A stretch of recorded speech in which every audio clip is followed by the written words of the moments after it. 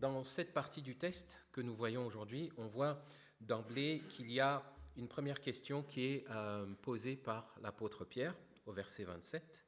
Nous allons la commenter et à laquelle le Seigneur Jésus va répondre. Il va apporter deux types de réponses, des promesses et aussi un avertissement. Mais concentrons-nous d'abord sur ce que dit Pierre au verset 27, ce qui nous permettra de comprendre le point qu'il y a dans ce texte. Lorsqu'on revoit le contexte du passage précédent, un jeune homme est venu voir le Seigneur Jésus et pensait gagner la vie éternelle par ses efforts ou même par sa propre nature, puisqu'il se croyait suffisamment bon pour accéder au ciel. Et Jésus lui explique que ce n'est pas possible. Et in fine, dans cette histoire, le Seigneur Jésus dit que Dieu seul peut sauver les hommes. Les hommes ne peuvent pas se sauver par eux-mêmes. Et Pierre de demander finalement au Seigneur Jésus la question suivante. Nous avons tout quitté pour te suivre. Qu'en sera-t-il de nous ? En fait, si on comprend le sens de cette question, on comprendra mieux le sens de la parabole du vigneron ou alors le sens des réponses que Pierre donne. Nous avons tout quitté. Alors déjà, ça c'est une déclaration que fait Pierre, mais quand on regarde bien la vie des apôtres ou des disciples qui entouraient Jésus, certains peut-être avaient tout quitté, mais ce n'était probablement pas le cas exact de Pierre. Il avait encore sa maison.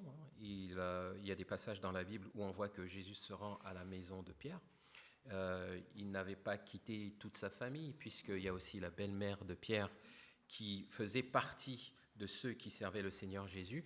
Mais on comprend ce que Pierre veut dire. Il veut dire que plusieurs d'entre nous ont changé de vie. Ils ont changé de vie pour te suivre, Jésus. Plusieurs d'entre nous avaient une façon de vivre. À ta rencontre, tu nous as invités à quitter un mode de vie pour passer à un autre mode de vie. Et le quitter ici, ils ont vraiment abandonné certaines choses. Parfois, ils ont sacrifié certaines choses. Pierre et son frère André ont sacrifié leur travail. Ils étaient pêcheurs. Jésus leur a dit « Je ferai vous des pêcheurs d'hommes ». C'était pareil pour Jean et Jacques, son frère, les fils de Zébédée. Donc, pour certains, ça voulait vraiment dire je laisse mon travail, je fais plus travail, et puis je vais jour après jour dans le parcours de Jésus. Donc, il y avait vraiment des choses qu'ils ont abandonnées. Et qu'en sera-t-il de nous ? C'est intéressant parce que cette question fait suite à la discussion avec Jésus sur la vie éternelle, où Jésus dit que les hommes ne peuvent pas se sauver par eux-mêmes. Donc la question que pose Pierre ici, c'est, et il ne la pose pas que pour lui, il la pose pour tous les disciples, puisqu'il dit « Qu'en sera-t-il de nous ?» En fait, est-ce que la vie éternelle c'est pour nous ? On peut se poser la question, ou encore, que sera-t-il des sacrifices auxquels on a consenti ? En fait, on pourrait se dire que la question même que pose Pierre, on pourrait la formuler comme ceci. Si nos efforts ne peuvent pas nous sauver, à quoi a-t-il servi d'avoir quitté et sacrifié ce que nous avions cher et précieux, de cher et de précieux ? Si nos propres efforts ne peuvent pas nous sauver. Tu viens de démontrer, Seigneur, à ce jeune homme que ses efforts ne peuvent pas le sauver. Mais en fait, nous, on a fait plein d'efforts. Et qu'est-ce qu'il en est de nous ? Si nos efforts ne peuvent pas nous sauver, ce qu'on a sacrifié, finalement, ça rime à quoi ? Ou encore, si Dieu seul peut sauver l'homme, tiendra-t-il compte des sacrifices et des efforts de ceux qui ont fait le choix de le suivre ? Est-ce qu'un jour, il va se souvenir qu'il y en a qui ont perdu des choses en suivant le Fils de Dieu ? Seigneur, est-ce que ça a valu le coup d'avoir abandonné ce qui nous était cher et précieux pour toi ? En fait, même, on se rendra compte en lisant plus tard dans le passage que le fond de la question de Pierre n'est pas tant sur la vie éternelle, on pourrait traduire ça comme cette question. Quelle différence Dieu fera-t-il entre nous qui avons sacrifié des choses et les autres qui n'ont pas consenti au même sacrifice ? Parce que ce n'était pas tout le monde qui se baladait avec Jésus-Christ, qui allait de Capernaum, ensuite allait dans d'autres villes, allait en Galilée, etc. C'était un certain groupe de personnes. Mais ce n'est pas seulement le groupe de personnes qui étaient avec Jésus-Christ qui croyaient à Jésus-Christ, mais certains avaient vraiment sacrifié une partie, voire leur quotidien à Jésus-Christ. Donc le questionnement des disciples, c'est si finalement c'est Dieu qui sauve, ça veut dire que ce n'est pas les hommes qui sauvent, ce n'est pas leurs efforts qui comptent pour entrer dans la vie éternelle. Ce que nous on fait là, on est tous les jours avec Jésus, on fait beaucoup d'efforts, ça sert à quoi? Leur questionnement, il est là. Finalement, on passe tout ce temps avec Dieu. Pourquoi? Le fond de leur questionnement, il se situe entre le fait qu'ils se soucient en fait à cet instant, alors que Jésus a expliqué que pour être sauvés, ce qui compte, c'est la grâce de Dieu. Les disciples se soucient moins de la grâce de Dieu que de leur place dans le royaume de Dieu. La grâce de Dieu, telle que Jésus l'avait expliquée, c'était pour tous et on va y venir. Mais il se soucie de, oui, mais dans le royaume de Dieu, nous, on a quelle place? Ils se préoccupent davantage de leur récompense de la part de Dieu que de leur relation avec Dieu dans l'éternité, à ce moment précis de la discussion. Ils comptent sur une forme de méritocratie dans le royaume des cieux. C'est le fond de la question. Alors, on n'est peut-être pas convaincu quand on lit la question de Pierre. On peut se penser que je suis en train d'extrapoler, que j'y vais un peu fort en disant « Ah oui, Pierre, il dit vraiment tout ça ?» Mais je pense que c'est une question qui est discutée dans le texte et c'est à cette question aussi que nous sommes invités, nous qui méditons ce passage aujourd'hui. Qu'est-ce que nous recherchons auprès de Dieu? Grâce, récompense, les deux. Qu'est-ce qui prime? Alors Jésus va donner deux réponses à ses disciples. Et on pourrait les résumer comme ceci. Dieu ne néglige pas nos sacrifices, il les récompense. Et Dieu ne nous juge pas par nos sacrifices, mais selon sa grâce. Regardons ensemble comment le Seigneur Jésus va répondre à l'apôtre Pierre et ses condisciples à partir du verset 28 jusqu'au verset 29.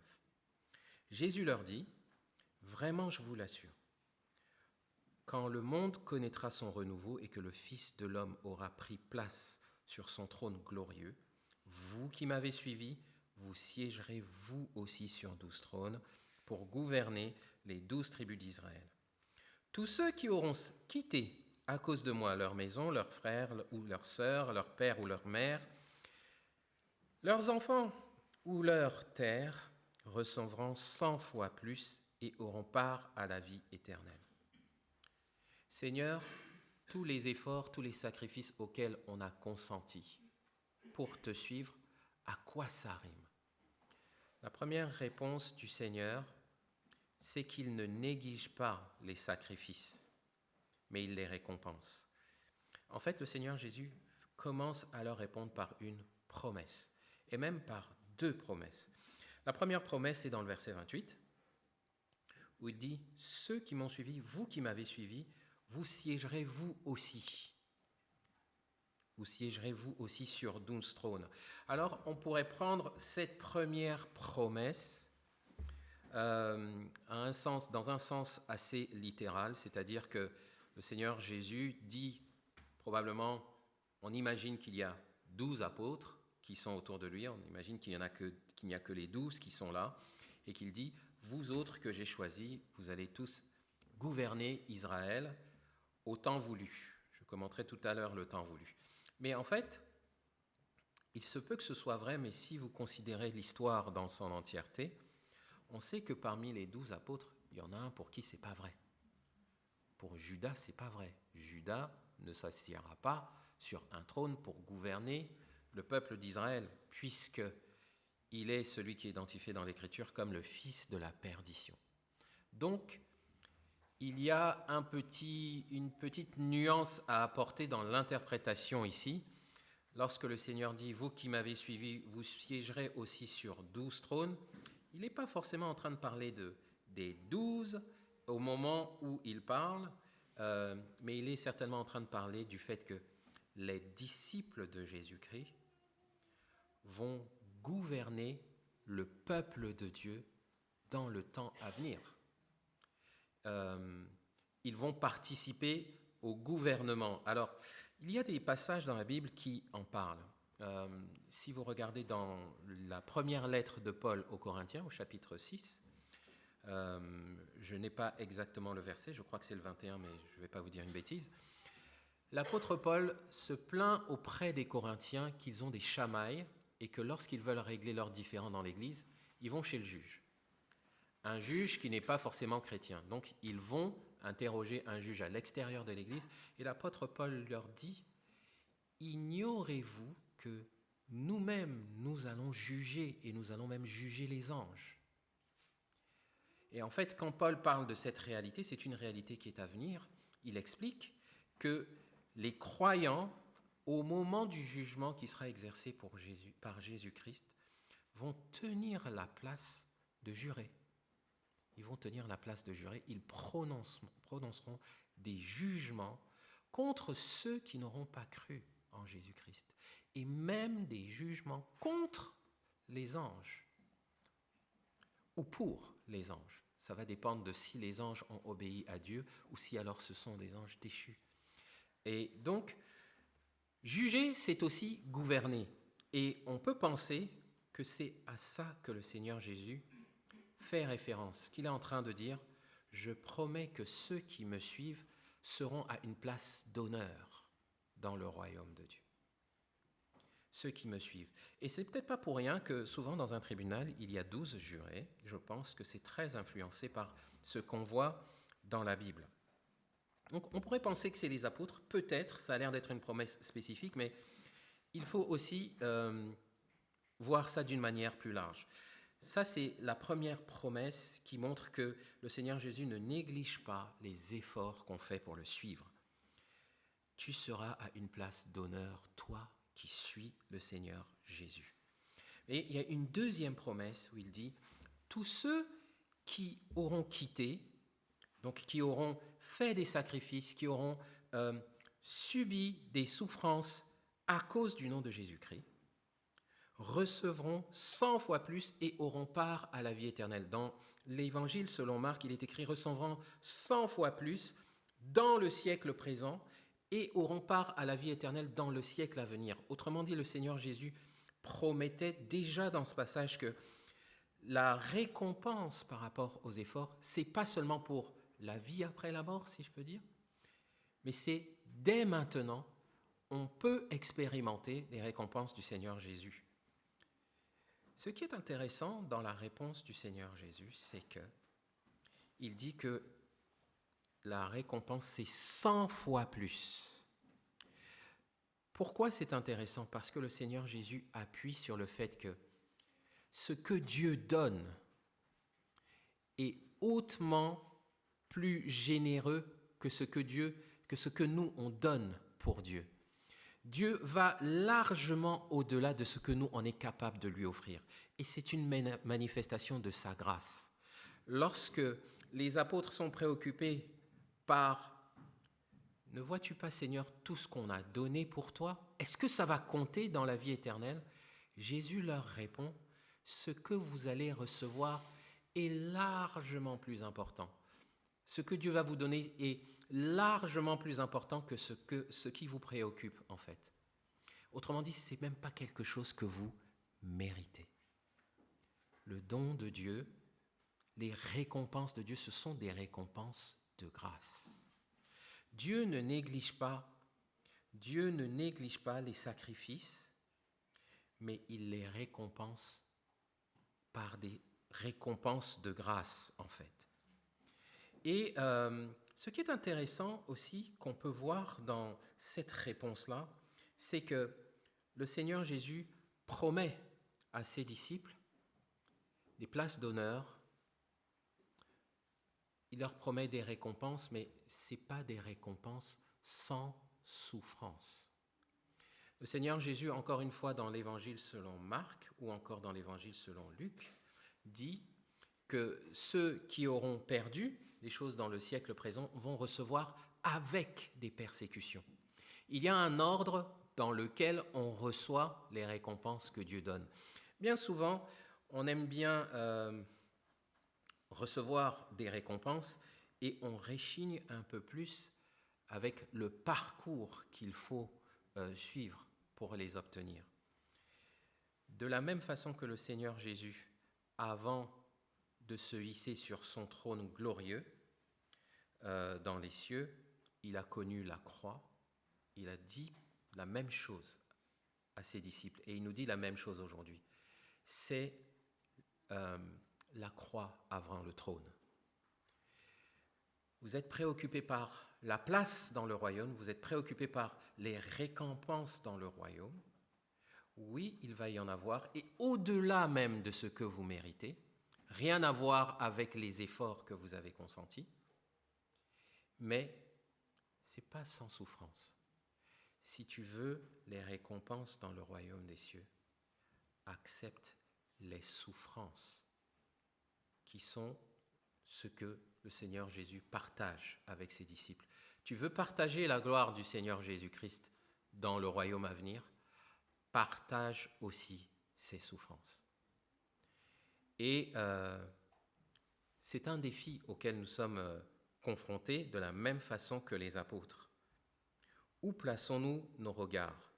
Est-ce que nous avons intégré que dans l'équation, il n'y a pas que être le fils du roi des rois, le fils du Dieu très haut, un enfant du Dieu très haut? Il y a aussi les souffrances de Jésus-Christ. Ça fait partie du package, comme on dirait.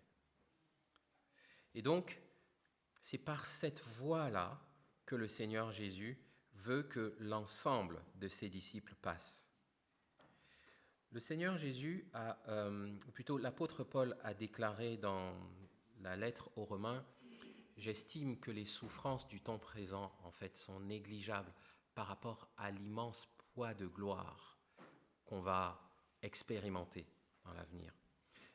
Et c'est dire que dans la vie chrétienne, ou alors pour celui qui est après les récompenses dans le royaume des cieux, il doit intégrer que la souffrance, non seulement c'est normal, mais même si ce n'est pas agréable, c'est bien négligeable par rapport à ce que Dieu donne. Et ce n'est pas quelque chose que Dieu nous donne en retour en réalité, parce que c'est disproportionné ce que Dieu donne à ceux qui le suivent. On ne peut pas se dire que ce que je reçois de la part de Dieu dans le royaume des cieux, c'est à cause de ce que j'ai fait, parce que Dieu donne tellement plus. Et c'est pourquoi le Seigneur Jésus va aller plus loin en illustrant son propos par la parabole. Parce qu'il voit bien que les apôtres ont du mal avec cette notion. Si vous avez lu l'évangile selon Matthieu avant, dans le chapitre 18 ou même avant, les apôtres sont souvent sur une question sur qui sera le plus grand dans le royaume des cieux, qui aura la première place. C'est leur obsession jusqu'à la veille de la crucifixion de Jésus. Ça va être qui le premier? Si vous lisez dans l'évangile selon Jean au chapitre 13, lorsque Jésus lave les pieds des apôtres, des disciples, c'est parce qu'ils sont encore sur cette question, avant même que Jésus n'aille au jardin de Gethsémani. Donc, ils sont vraiment obsédés par qui aura la première place. Et donc, Jésus a commencé par les rassurer en disant « oui, il y a des récompenses » et c'est même au-delà de ce que vous pensez mériter ou alors recevoir. Mais il va continuer maintenant par un avertissement.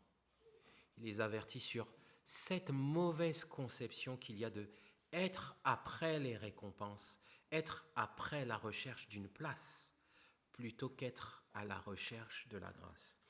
Et c'est ce qu'il y a dans cette parabole du propriétaire avec les vignerons. C'est ce qui est résumé dans cette parole au verset 30. Mais beaucoup de ceux qui sont maintenant parmi les derniers, mais beaucoup de ceux qui sont maintenant les premiers seront parmi les derniers, et beaucoup de ceux qui sont maintenant les derniers seront parmi les premiers. Alors le Seigneur Jésus explique une parabole qui, dans notre réalité contemporaine elle semble assez invraisemblable, même si on peut faire beaucoup de parallèles. Voyons déjà les choses pour lesquelles on peut faire des parallèles. Il s'agit, si on fait une correspondance entre les différents personnages, on parle d'un propriétaire. Un propriétaire, en fait, qui figure la personne de Dieu. Donc, c'est lui qui a une vigne. Il y a aussi des ouvriers qui sont tout simplement les hommes. Et puis, il y a l'administrateur dans la parabole qui peut figurer le Christ ou plutôt les anges. Ça, c'est pour les personnages. Et puis, il y a des gens qui sont au chômage. Les ouvriers qui sont au chômage, ça représente ceux qui mènent une vie sans Dieu. Il y a des ouvriers qui vont être embauchés, et lorsqu'ils travaillent, ça représente le fait de servir Christ dans l'Église. Et donc, il y a différents épisodes qui sont donnés dans cette parabole, notamment le moment de l'embauche. À quoi correspond l'embauche dans cette parabole? C'est tout simplement Dieu qui appelle les hommes à se convertir. Il appelle les hommes à entrer dans son royaume. Et donc, les hommes répondent à l'appel de Dieu. C'est le pécheur qui répond à l'appel de Dieu. Et que représente le salaire journalier? Le salaire journalier, en fait, on pourrait penser que le salaire journalier, ce sont les récompenses qu'on obtient une fois qu'on est dans l'éternité avec Dieu. Mais en fait, le salaire journalier, lorsqu'on y réfléchit, c'est la vie éternelle. Le salaire journalier, c'est la vie éternelle à laquelle Dieu invite. C'est la vie éternelle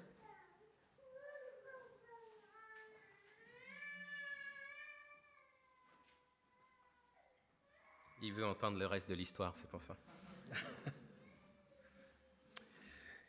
C'est la vie éternelle à laquelle Dieu invite tous ceux qui répondent à son appel.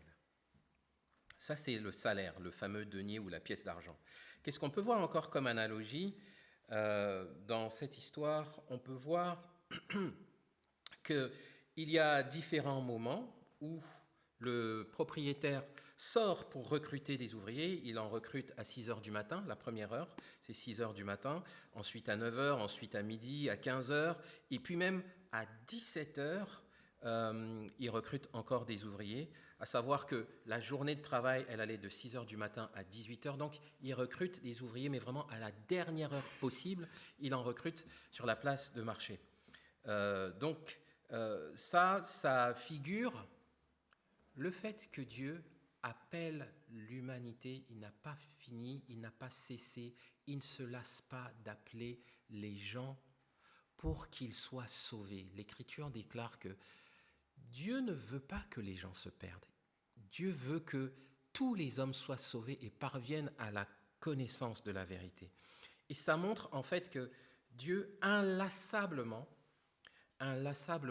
lance des appels aux hommes pour qu'ils répondent à la bonne nouvelle. Et il le fera jusqu'à la dernière minute. Voilà ce que nous dit un peu cette parabole. Alors, il y a quand même quelques particularités qu'il faut observer dans cette parabole, c'est que on a oublié, enfin du moins on n'a pas encore fait un parallèle avec qui sont les ouvriers de la dernière heure, ceux qui vont être les premiers à avoir leur récompense, qui sont les ouvriers de la première heure. Si vous regardez bien le texte, il y a une espèce d'accent qui est fait sur les premiers ouvriers embauchés et un accent qui est fait sur les derniers ouvriers embauchés. Et le Seigneur Jésus fait exprès. Il fait exprès de mettre l'accent sur les premiers qui sont embauchés. Les premiers qui sont embauchés, il y a... le propriétaire fait un deal avec les premiers embauchés. Il leur dit « je vous embauche pour tel salaire ». Ils sont d'accord, ils y vont. Et puis, les derniers ouvriers, il les embauche à la dernière heure. Alors qu'en fait, à la dernière heure, il n'y a plus rien à travailler. En fait, à cette époque-là, lorsqu'on embauchait les gens à la dernière heure, on pouvait peut-être compter sur eux pour faire un peu de tri, mais l'essentiel du travail était fait. Donc, cette parabole vise à montrer que même des gens qui ne méritent pas d'avoir un travail, le propriétaire, ici, il va les chercher, il leur donne un travail parce qu'il a envie. Il a envie juste de faire du bien. Ce n'est pas une question de mérite. Et c'est le principe que le Seigneur Jésus est en train de mettre en lumière ici. La vie éternelle, rentrer dans la vie éternelle, il n'y a en rien une question de mérite. C'est pour quiconque répond à l'appel du Seigneur Jésus-Christ. Tout le monde est appelé. Il n'y a pas de mérite. Que tu sois jeune, que tu sois donc à l'aube de ton existence ou alors au crépuscule de ton existence, l'appel du Seigneur est pour toi. Il n'y a pas un âge pour être converti. Et donc, on peut le voir comme ça, mais on peut comprendre que ce soit une réalité qui surprenne. Donc, le premier point que le Seigneur Jésus essaie de montrer ici, c'est que même les ouvriers qui arrivent à la dernière heure, même si normalement on devrait regarder qu'est-ce qu'ils ont travaillé, eux aussi vont avoir un salaire. Et dans cette parabole, on voit bien l'effet que ça a. Lorsqu'on regarde au moment de la paye, c'est-à-dire le soir, qui figure en fait, il représente le moment du jugement, lorsque le Seigneur revient pour juger l'humanité et que les fils de Dieu sont révélés à l'humanité entière. Il est écrit dans la Bible que ceux qui croient en Jésus-Christ, ce qu'ils sont véritablement n'est pas encore révélé. Mais quand le Seigneur Jésus va revenir en gloire avec ses anges, on va voir ce que sont vraiment les enfants de Dieu. Et chacun va avoir ce qui correspond à sa réelle identité. Les enfants de Dieu seront mis à droite par le Seigneur Jésus, comme il est écrit dans Matthieu 25, et ceux qui ne sont pas les enfants de Dieu seront mis à gauche et le Seigneur Jésus va les rejeter. Et donc, ce soir-là, qu'on voit dans la parabole, c'est un peu une image de ce moment-là. Et à ce moment-là, le Seigneur Jésus appelle à entrer effectivement dans la vie éternelle. Et il est invraisemblable pour notre siècle, c'est que les derniers ouvriers à avoir été embauchés, c'est les premiers qui sont récompensés. Donc, dans ce sens-là, ça illustre un peu la parole qui dit les premiers seront les derniers ou les derniers seront les premiers. Mais surtout, ils reçoivent exactement le même salaire que les autres. Alors, jusqu'ici, il n'y a pas d'incident. Si ce n'est qu'on aurait pu penser que les derniers ouvriers, ils doivent être très contents, ils se disent on a fait une excellente affaire. Nous n'avons quasiment pas travaillé, mais on est payé le salaire d'une journée. À mon avis, les ouvriers de la dernière heure, ils sont contents et ils doivent être probablement très reconnaissants vis-à-vis du propriétaire. Parce qu'ils savent, eux savent qu'ils ne méritent pas ce qu'on leur a donné. Mais on voit bien que dans la parabole, le Seigneur Jésus n'insiste pas trop sur eux. Il veut insister sur les premiers. Parce que les apôtres, dans leur questionnement, ressemblent aux premiers. Et il n'y a pas que les apôtres qui ressemblent aux premiers dans ce questionnement. Le jeune homme riche, dans la parabole, dans la questionnement similaire aux apôtres.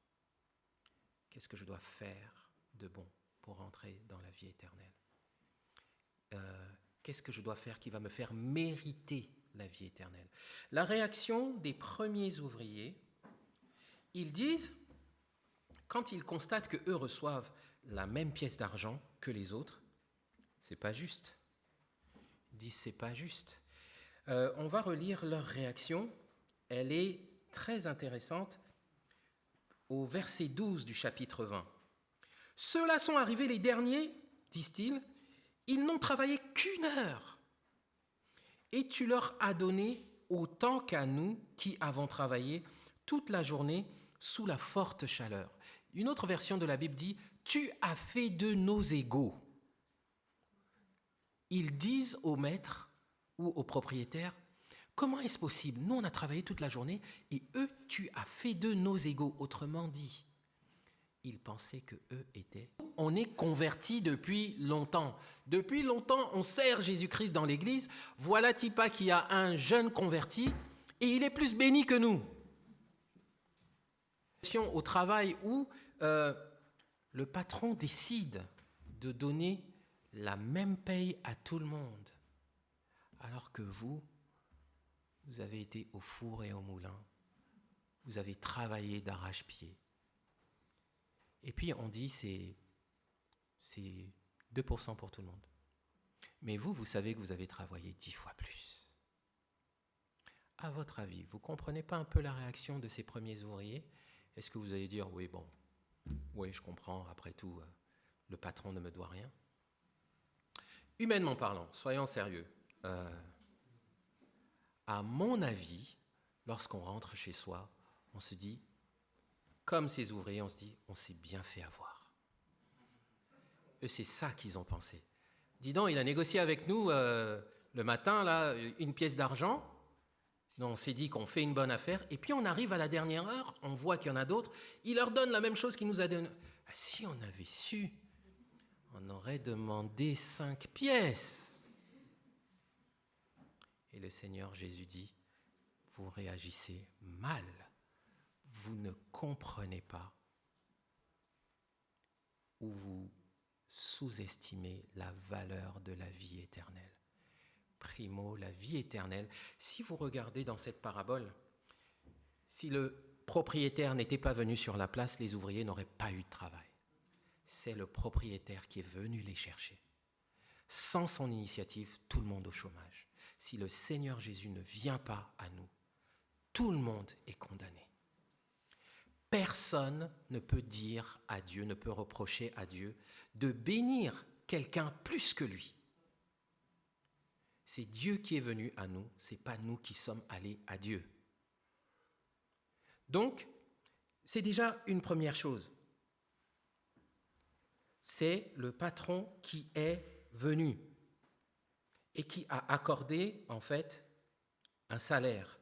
Et en réalité, ce salaire-là vaut bien plus que ce que ces gens pouvaient penser mériter.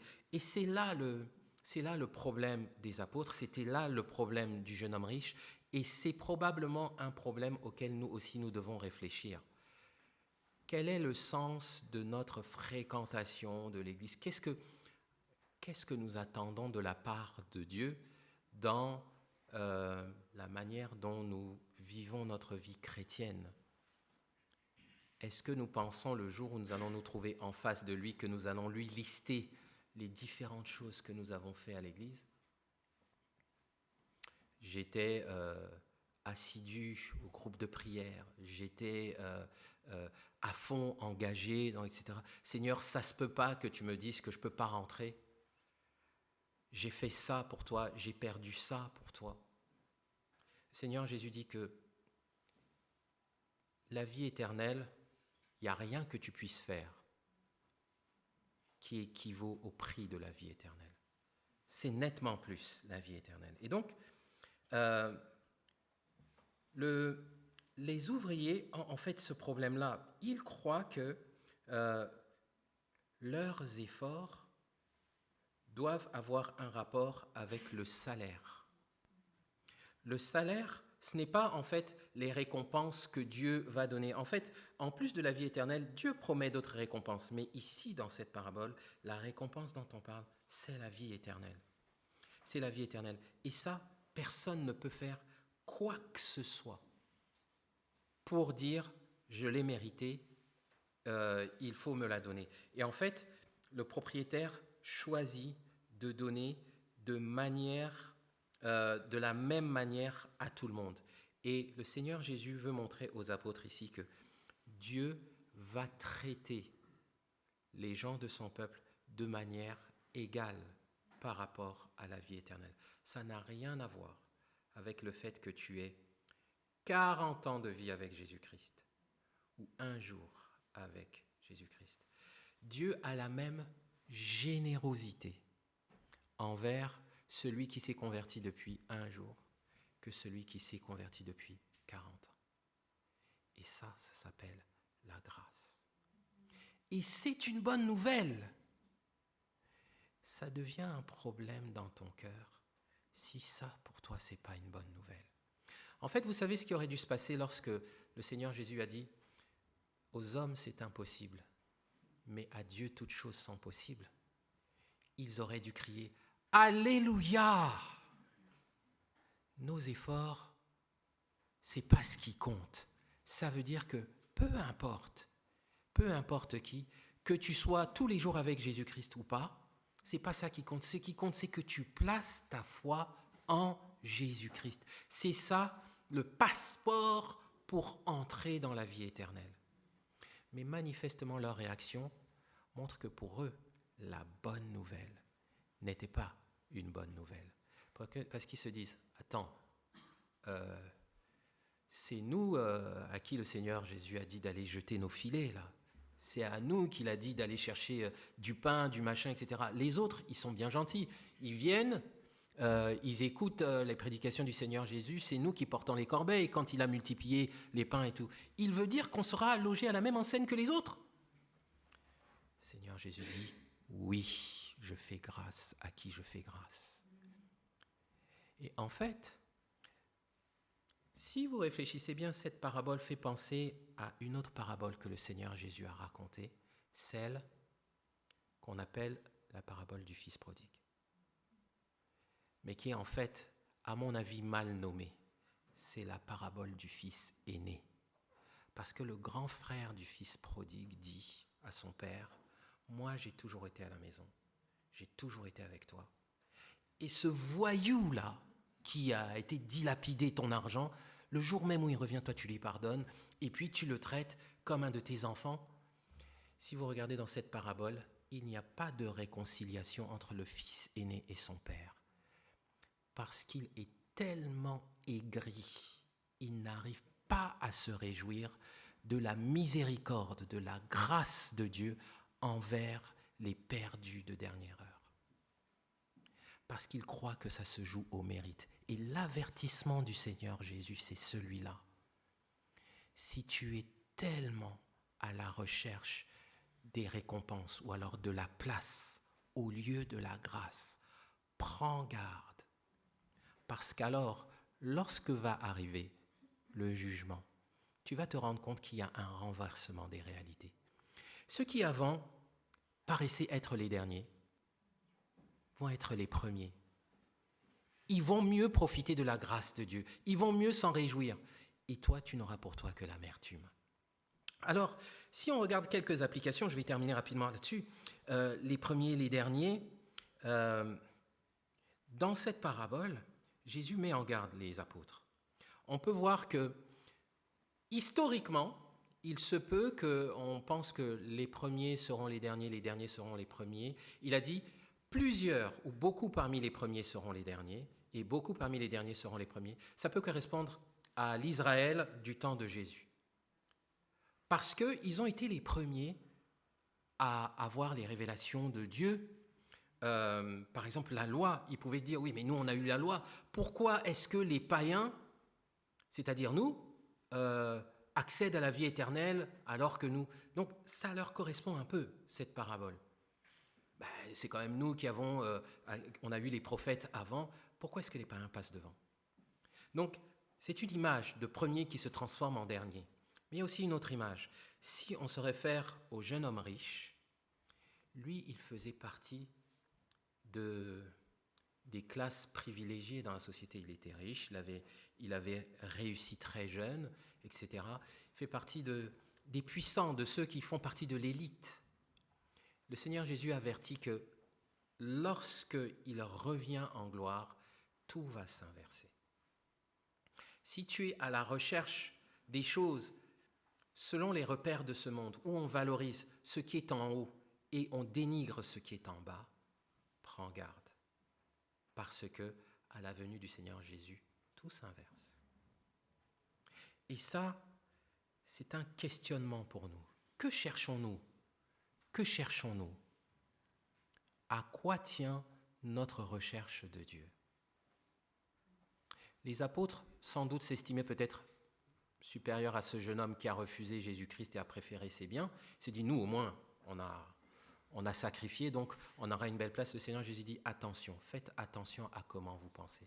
Et la question s'adresse à nous. Est-ce que nous marchons par la grâce ou alors nous sommes derrière les récompenses seulement? C'est quoi ce qui nous anime? On peut prier pour finir?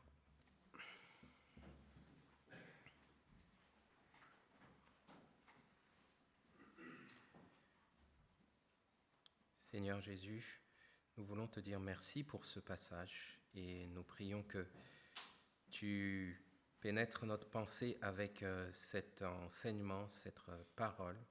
Nous te demandons de montrer à chacun d'entre nous les domaines où il a besoin de l'appliquer, les choses, les façons de penser auxquelles nous devons renoncer. Nous voulons que tu nous rendes capables de nous réjouir de la bonne nouvelle, de nous réjouir de la grâce, de nous réjouir que tu veux sauver, jusqu'à la dernière minute, tu veux sauver le pécheur. Parce que si ce n'était pas le cas, nous n'en aurions pas bénéficié. Nous qui sommes là aujourd'hui, près de 2000 ans après la croix.